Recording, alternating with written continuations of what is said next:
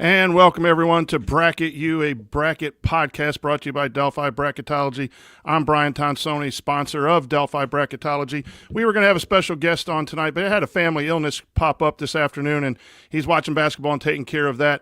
So we're going to run through seed lines 1 through 11, talk a little basketball. If you have any comments, put them in the comment section. We'll try to answer them here at halftime of the first big Monday night game where North Carolina is leading Louisville 39-38, a game which has bracket implications all over it. So the second half should be helpful to one of those two teams.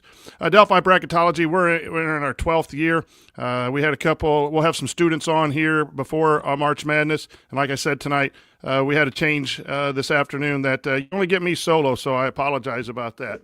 But you can find our work at DelphiBracketology.com. We're going to put out a seed list almost every day and a bracket twice a week. We're on the X at Delphi Brackets. You can ask us any questions that you want. We will try to get back with you as we can. So we're going to go through seed lines 1 through 11 and tell you some issues that we are dealing with here at Delphi Bracketology, and a little bit about our procedures. We start over from scratch almost every other day, and so we do move teams up and down, but sometimes we look at the bracket and one day a team is a 9 seed and the next time we compare when we have 12 or 13 men and women at the school looking at it throughout the day and suggestions. We had a big push today for Wisconsin to move up. Some guys not so into Villanova. And so we're constantly acting like the committee when most of us probably should be teaching or doing schoolwork. But let's go through our seeds as of right now. The committee met and shared its reveal. We have Duke, Michigan, Arizona, and Connecticut, and the issue on the 1 seed line is that Connecticut spot.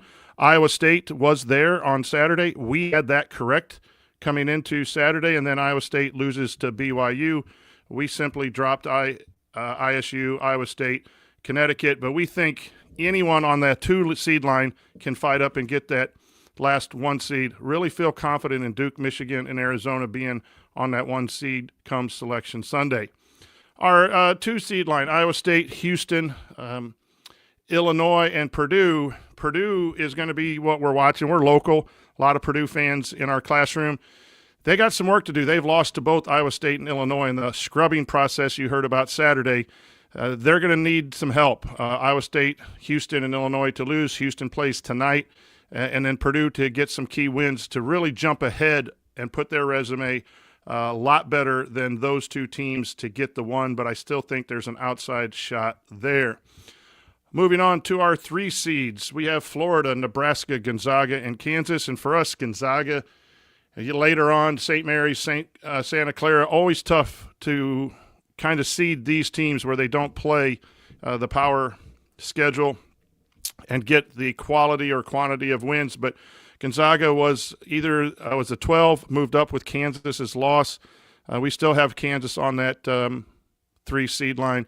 Big game tonight, Kansas and Houston. I think Kansas is the one team on the 3 seed line that has the most to lose to drop to the 4. 4 seed lines, we have Texas Tech, Michigan State, Virginia, and Vanderbilt. Vanderbilt loses on Saturday after the reveal. They were 15th overall. We dropped them 1 line to the 16 seed line. Also considering Alabama and Arkansas since they were mentioned on the reveal as the next teams in. Vanderbilt, I believe, I don't have the team sheet called up, but Vanderbilt has wins over both of those teams.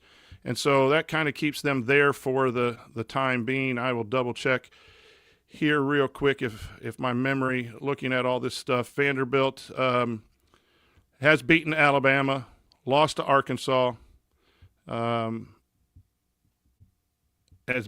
Alabama and beaten Arkansas. So we're going to keep that the way it is, but that's an issue for us, that Virginia-Vanderbilt seed line there. Moving on to our 5 seeds, we have Alabama, Arkansas, Tennessee, and BYU. Tennessee's the one we're watching. I think they can move up. They have lost a couple times to Kentucky. BYU has won some games, even though they lost the Saunders kid. I think they're settling in on the 5-6 range. The team to watch will be St. John's, who's our number 1 6 seed line. They're at top of the Big East right now.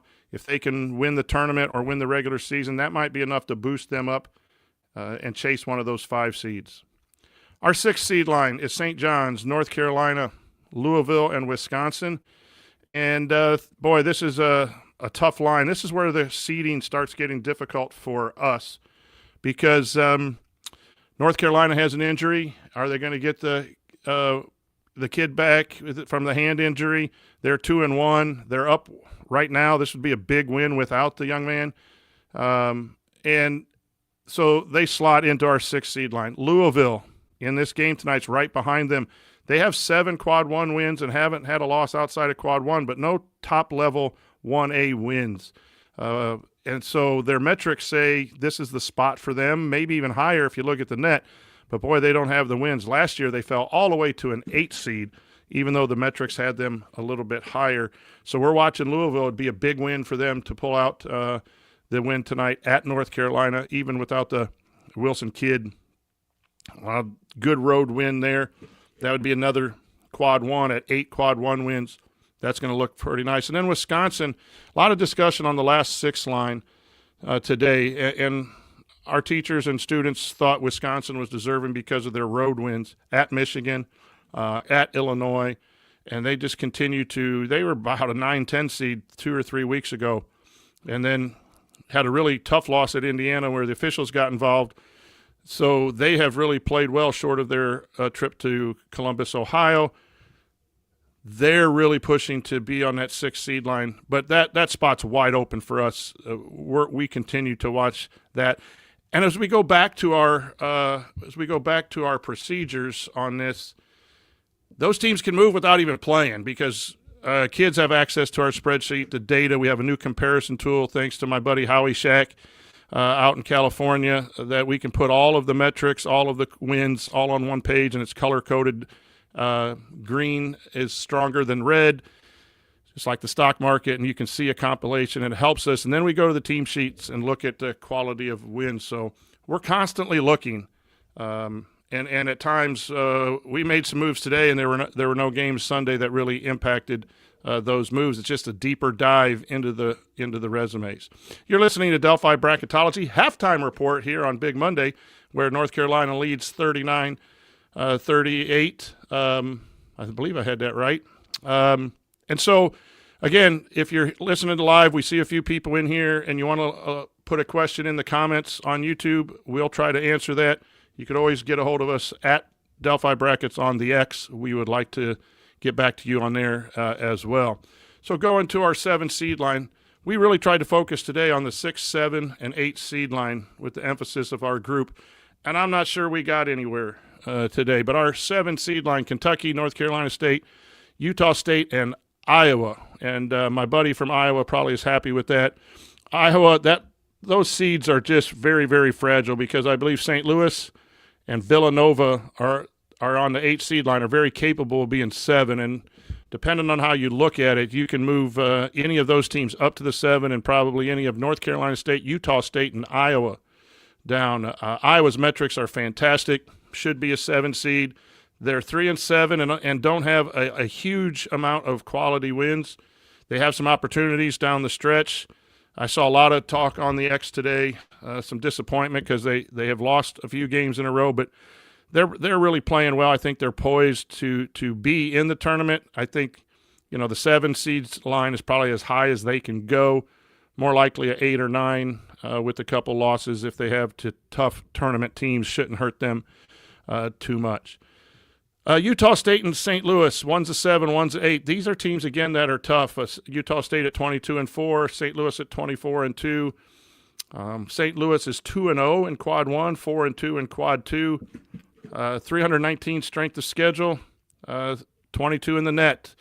So they're probably 7 or 8 or a 9. That's an awful tough record to have at the 8 seed line at 24-2 and the 2 quad 1 wins, but they don't have a lot of opportunity. They don't have a lot of wins against tournament teams, and I think that wins ultimately help with the seeding. You can have good metrics, and you could find a spot at the 7-8 line based on your metrics, but then if other teams have better wins, I think you're going to be below those both of those teams. Iowa has a Nebraska win is so much better than any win that St. Louis has, even though St. Louis is an impressive offensive team.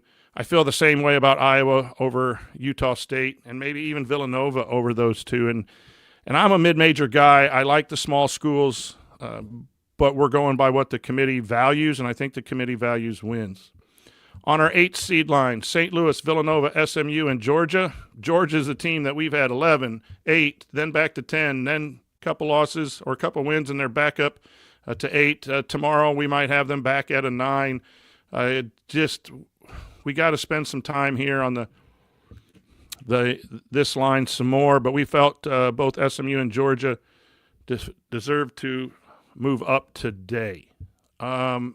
So then when we get to our 10 and our 11 seed lines, here's where the bubble lies. And Auburn at 15 and 12 is very, very difficult. We had them way lower, and then they beat Kentucky, controversial call late, but they're 15 and 12 with the toughest schedule in the country overall and the 15th toughest non-conference schedule. 5 quad 1 wins out of 15 opportunities, 2-2 in quad 2.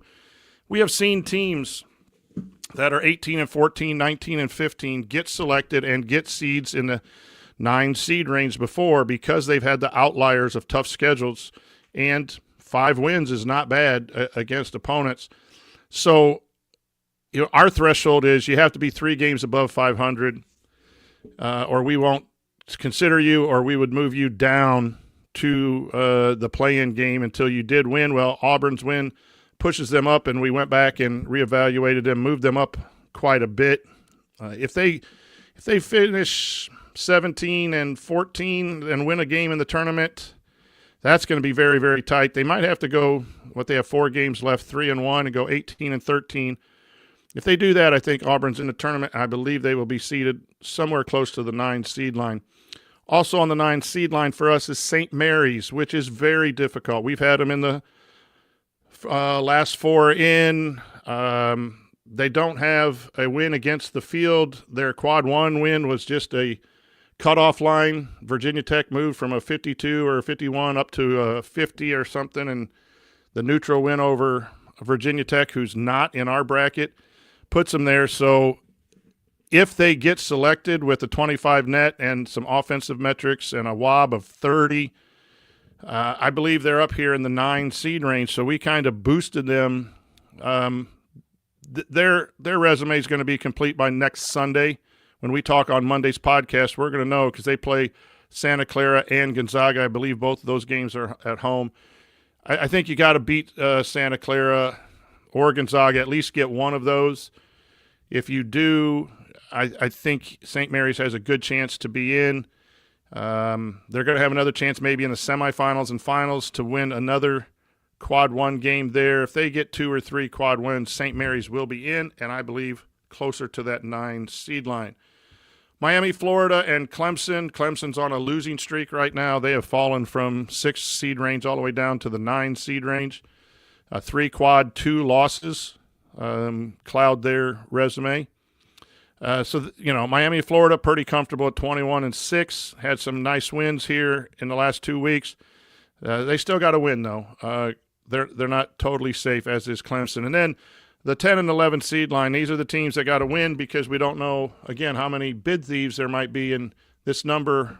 Right now we have 9 teams on these 10 and 11 seed lines that are in. It could go down to 7 or 6 depending on upsets in the conference tournament.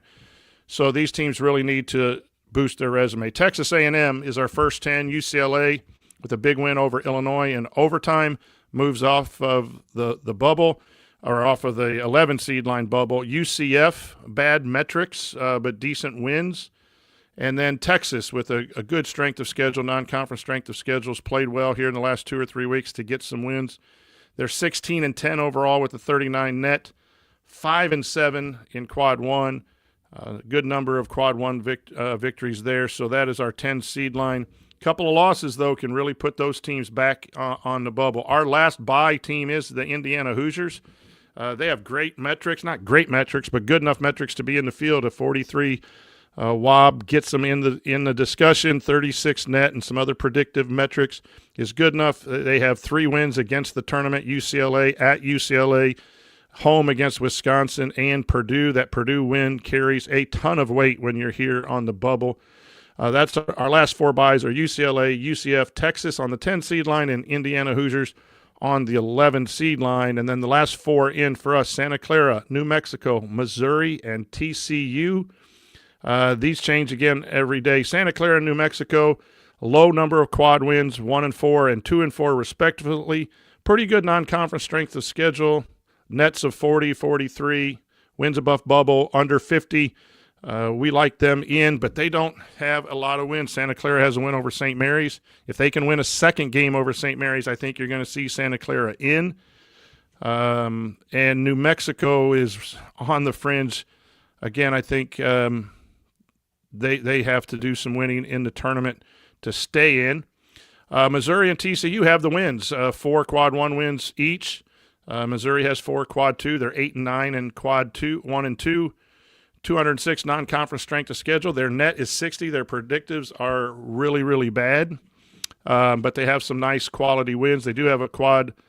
They don't have any losses outside of quad 2. And then we have TCU in, even though they have a quad 4, quad 3, and a quad 2 loss. We think that they've won some games, and their predictive metrics put them in. So when we go to the bubble, we have Ohio State, VCU, San Diego State, and Virginia Tech. Ohio State is 0-9 in quad 1. Really have a 37 net and a 45 wins above bubble. They're 1 win away or 2 wins away from joining our field and maybe knocking a New Mexico or Santa Clara out, because if they get a win, it's likely against a tournament team. VCU lost a chance at St. Louis to really solidify their resume. They got a Virginia Tech quad 1 win added to them by Virginia Tech's success recently. So they're on consideration. Their metrics and strength of schedule, they deserve it. They're going to have to get to the championship. If they lose to St. Louis again, I'm not sure that's enough to get VCU in. San Diego State has lost a couple in a row. They only have 1 quad 1 win. Virginia Tech is 2-8. USC is 2-6, and Cincinnati is 2-9. So the top 6 teams in our consideration list on the bubble are either have 0, 1, or 2 quad 1 wins. They have a variety of quad 2 wins, which does help them out. Some decent strength of schedule there. Those teams are going to have to win a couple games and hope that the bubble, the Indianas, the Santa Claras, the New Mexicos, the Missouris, the TCUs play their way out either the remaining 2 weeks or in conference tournament time. But those are our 1 through 11 seeds as we see it. Second half has started here. North Carolina is now up by 5, a big game, as we said, for both North Carolina and Louisville. We will be looking at this every day. We'll be covering some games. I will be at 5 games in 6 days between Indiana a couple times, Purdue, Illinois, and Notre Dame to watch North Carolina State, get our eyes on some people and see if that makes any difference in our decision-making. We have a big meeting Wednesday at a local restaurant where we will have food and computers out and really scrub this even more. But understand our process. It's not a scoreboard, a win and loss up and down. We basically start from scratch every time we refresh the data and rebuild the bracket so that we don't have any recency bias on losing streaks or whatever. And we do go to the team sheet and take all of that into consideration after we reset. So if you see movement from day to day or every 2 days, understand that's because we just continue to look at resumes to find that speck of information that somebody in the committee room might vote on, so that we can maybe bring you the information for your favorite team. So again, we're going to have some guests on. My buddy from Iowa is going to be on next Monday. We'll have some kids on Thursday. We'll be earlier in the day because I have credentials at Purdue, so we'll be going 5 o'clock live stream. But you can catch us on Spotify and Apple Podcasts, so you can listen to us there. You can always check us back on YouTube. So thanks for tuning in. If you did, let us know what your questions are. We'll be glad to answer. Again, DelphiBracketology.com, at Delphi Brackets on Twitter. We appreciate all of you who follow our work, and we're looking forward to a nice couple weeks of basketball. We'll see you soon.